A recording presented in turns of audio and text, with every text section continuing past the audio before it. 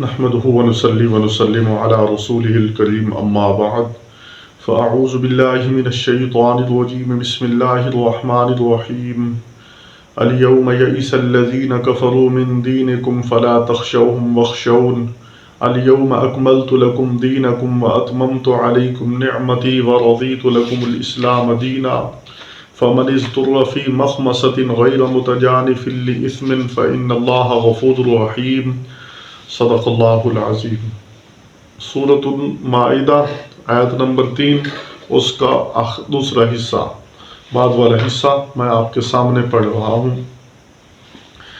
خالق کائنات نے اس میں فرمایا الیوم یئس الذین کفروا من دینکم، آج کے دن کافر لوگ تمہارے دین سے مایوس ہو چکے ہیں، فلا تخشوہم واخشون، تم ان سے نہ ڈرو اور مجھ سے ڈرو۔ کفار تمہارے دین سے مایوس ہو چکے ہیں۔ رسول اللہ صلی اللہ علیہ وسلم نے جب دعوی نبوت کیا تو اس وقت آپ صلی اللہ علیہ وسلم کے مخالفت کرنے لگے۔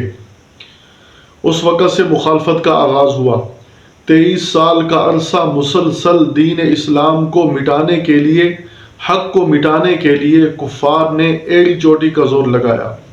آپ صلی اللہ علیہ وسلم کو پریشان کیا، شیب ابی طالب میں بند کر دیا، آپ صلی اللہ علیہ وسلم کے راستے میں کانٹے بچھائے، آپ صلی اللہ علیہ وسلم کی ازواج کو تکلیف دی، آپ صلی اللہ علیہ وسلم کی بنات بیٹیوں کو تکلیف دی، آپ کے صحابہ کو ستایا، اور مقصد کیا تھا کہ دین کو ختم کر دیا جائے۔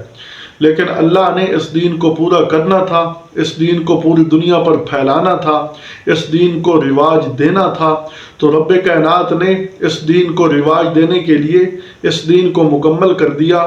یہ آیت جس وقت مبارکہ جس وقت نازل ہوئی میرے آقا دو عالم صلی اللہ علیہ وسلم کے ارد گرد، اس وقت تقریباً 1 لاکھ سے زائد 1.5 لاکھ تک مفسرین محدثین نے لکھا ہے صحابہ اکرام کی تعداد موجود تھی۔ تو ان کی موجودگی میں آپ صلی اللہ علیہ وسلم پر یہ آیت نازل ہوئی، اور اس وقت اعلان کیا آج کافر تمہارے دین سے مایوس ہو چکے۔ فتح مکہ کے بعد کفار کی کمر ٹوٹ گئی، حنین والے اٹھے، 24,000 کا لشکر لے کر مسلمانوں سے ٹکرانے لگے، تو اللہ نے ان کی طاقت کو پاش پاش کر دیا، تو کفار کو جزیرہ عرب کے اندر شکست ہوئی۔ تو اس لیے اللہ نے اعلان فرما دیا آج کافر تمہارے دین سے مایوس ہو چکے ہیں، تمہیں مغلوب کرنے کی پوری طاقت لے کر آئے تھے، لیکن اللہ نے دین کو غالب کرنا تھا، اس لیے اللہ نے دین کو غالب کر دیا اور کافروں کو مایوس کر دیا۔ لہذا جب مایوس ہو گئے، ان کی ساری امیدیں ٹوٹ گئیں، اب وہ جو ہے نا تمہارے دین کو مٹانے کے لیے جو پروگرام بنا رہے تھے، وہ پروگرام سارے ان کے خاک میں مل گئے۔ تو فرمایا فلا تخشوہم، اب ان سے مت ڈرو، واخشونی، مجھ سے ڈرو۔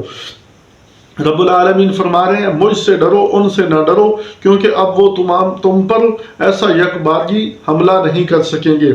الیوم اکملت لکم دینکم، آج کے دن میں نے تمہارے لیے تمہارا دین مکمل کر دیا۔ یہ آیت مبارکہ مسلمانوں کے لیے ایک بہت بڑی نعمت ہے۔ یہود نے فاروق اعظم رضی اللہ عنہ کو کہا کہ تمہارے قرآن میں ایک آیت ہے، اگر یہ آیت ہم پر اترتی تو ہم اس دن جشن مناتے، ہم اس دن کو عید کا دن کہتے، ہم اس دن خوشیاں مناتے۔ تو فاروق اعظم نے فرمایا وہ کون سی آیت ہے؟ یہود نے کہا یہی آیت ہے الیوم اکملت لکم دینکم۔ تو فرمایا کہ اے لوگو، اے یہودیو، وہ دن بھی مجھے معلوم ہے، وہ وقت بھی مجھے معلوم ہے، اور وہ کیفیت بھی مجھے معلوم ہے۔ فاروق اعظم کے اس اصولی جواب نے یہ بتلا دیا کہ اسلام کے اندر کسی دن کو خاص طور پر اس معنی میں اہمیت نہیں دی گئی کہ اس دن کو تہوار بنا لیا جائے۔ وہ دن خدا کی طرف سے ہی عید کا دن ہے۔ کیسے کہ وہ جمعہ کا دن تھا، 9 عرفہ تھا، میدان عرفات کے اندر جم غفیر تھا، اس جم غفیر کے اندر آپ صلی اللہ علیہ وسلم عصبہ نامی اونٹنی پر سوار تھے، اور یہ آیت مبارکہ نازل ہوئی جس میں اللہ تعالیٰ نے اعلان فرما دیا۔ اور عصر کا وقت تھا، عصر کا وقت قبولیت دعا کا وقت ہوتا ہے عمومی طور پر بھی، اور جمعہ کے دن کے فضائل کے بارے میں یہ آتا ہے کہ جمعہ کے دن عصر کے وقت ایک گھڑی ہے جہاں ایمان والوں کی دعائیں قبول کی جاتی ہیں۔ تو فرمایا کہ وہ عید کا دن کچھ کم تھا، 9 عرفات، اور مسلمانوں کے لیے خوشی اس سے بڑھ کر کیا ہو سکتی ہے کہ مسلمان اپنی خوشی کو اللہ کے تابع کر دیتے ہیں، اللہ تعالیٰ نے جیسے حکم دیا ویسے ہی خوشی مناتے ہیں، تو مسلمانوں کے لیے یہ سب سے بڑی خوشی ہے۔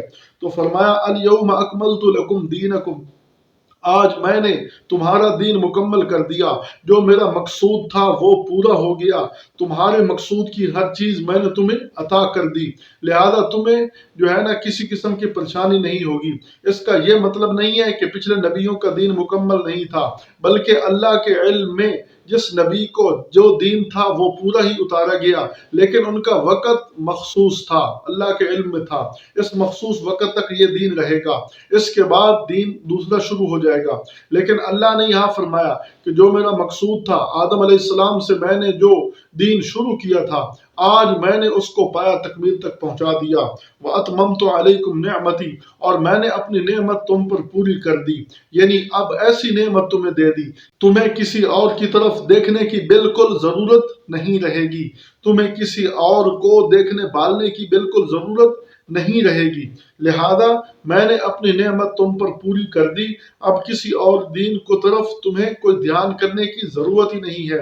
وَرَضِيتُ لَكُمُ الْإِسْلَامَ دِينًا، اور دین کو اسلام، میں نے تمہارے لیے اسلام کو دین کے طور پر تمہارے لیے پسند کر لیا، تمہارے لیے ایک روش بنا دی کہ اسلام پر ہی رہنا، اسلام کے بغیر کوئی اور دین اللہ کے نزدیک پسندیدہ نہیں ہے۔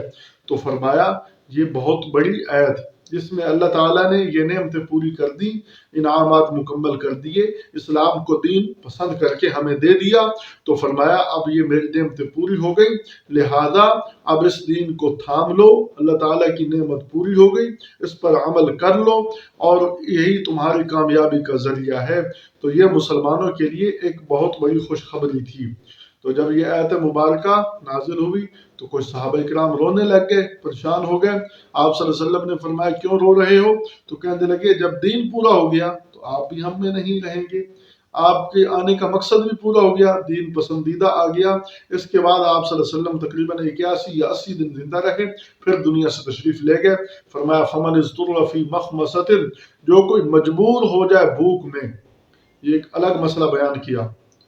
کوئی آدمی بھوک کی شدت میں مجبور ہو جاتا ہے اور اس وقت اس کو حلال کھانا میسر نہیں ہے، تو فرمایا غیر متجانف للاسم، تو گناہ کی طرف میلان نہ کرنے والا ہو، یعنی اتنا کھا لے کہ اس کی جان اس کی بچ سکتی ہے، اتنا کھا لے کہ جان اس کی بچ جائے۔ مثلا وہ عمومی روٹین میں 1 کلو کھاتا ہے کھانا، تو اس وقت وہ 1 پاؤ کھا لے تاکہ اس کی جان بچ جائے۔ فَإِنَّ اللَّهَ غَفُورٌ رَحِيمٌ، کیونکہ اللہ بخشنے والا مہربان ہے۔ وہ حرام تو حلال کے حرام کھانے کی اجازت ہے اضطرار کی کیفیت میں، لیکن حرام حلال نہیں ہوگا، حرام حرام ہی رہے گا، لیکن اللہ تعالیٰ نے اس سے گناہ اٹھا لیا اضطرار کی وجہ سے۔ فَإِنَّ اللَّهَ غَفُورٌ رَحِيمٌ، کیونکہ اللہ بخشنے والا مہربان ہے۔ جب مالک خود اجازت دے رہا ہے، اب اس کو حلال نہیں سمجھنا، حرام ہی ہوگا، لیکن گناہ اس سے اٹھ گیا، اللہ تعالیٰ نے جو دل میں شبہ پیدا ہو گیا فرمایا اس کو بھی معاف کر دے گا، کیونکہ وہ غفور الرحیم ہے، بخشنے والا مہربان ہے۔ اللہ تعالیٰ ہمیں دین متین کی صحیح سمجھ نصیب فرمائے۔ وما توفیقنا الا باللہ۔